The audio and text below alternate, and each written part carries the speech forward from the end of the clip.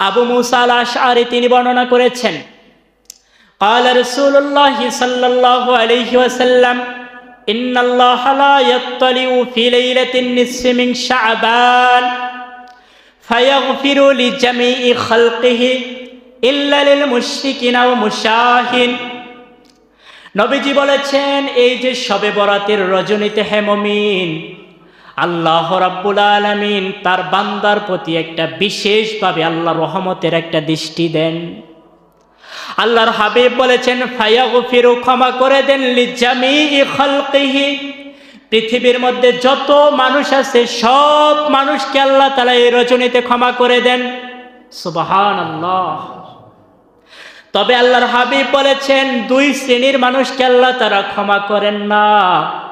এক হলো যারা আল্লাহর সাথে শিরিক করে। হে মুমিন, আল্লাহর সাথে শিরিক করে এরকম মানুষ আছে না নাই? রিজিকের মালিক কে? রিজিকের মালিক হলো আল্লাহ তাআলা। আমি যদি বলি যে না, আমার ছেলে কামাই করে আমাকে খাওয়ায়, তাহলে এটা শিরিক। আল্লাহ তাআলা খাওয়ায়, কিন্তু আপনার ছেলের মাধ্যমে উসিলা করে খাওয়ায়। খাওয়ান তো কে? আল্লাহ। তাহলে যারা শিরিক করবে আল্লাহ তাআলা তাদেরকে এই রজনীতে ক্ষমা করবেন না।